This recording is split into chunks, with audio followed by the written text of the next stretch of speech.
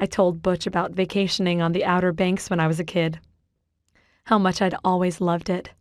I said I was bored with my job at the Harvard Library and wanted to make a change. I'd come here to get away, to spend time with my favorite aunt and uncle in my favorite place in all the world, to have space and time and the support to make some decisions about the direction I want my life to take. I didn't think this was the time or the place to go into the real reason I'd fled Massachusetts so abruptly.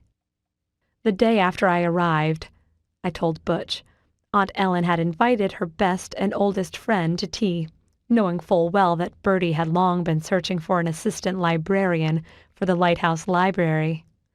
Not even realizing I was undergoing a job interview, by the time tea ended, I had an offer of employment.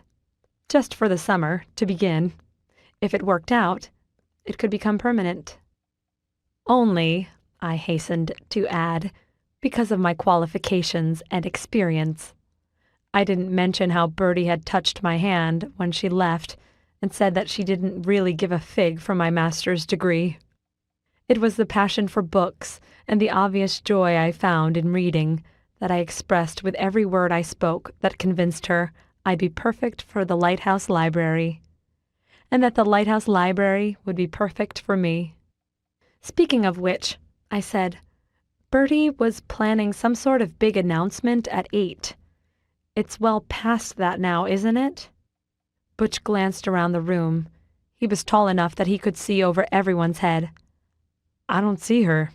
Maybe she's getting ready. At that very moment, a piercing yell filled the room. Then came a solid thud on the floor over our heads. People stopped talking, looked up, faces full of confusion. The thud was followed by a moment of silence, broken only by Charles, screaming to be released, the soft music, and the sound of wind rattling the windows and pushing against the solid, round walls of the lighthouse.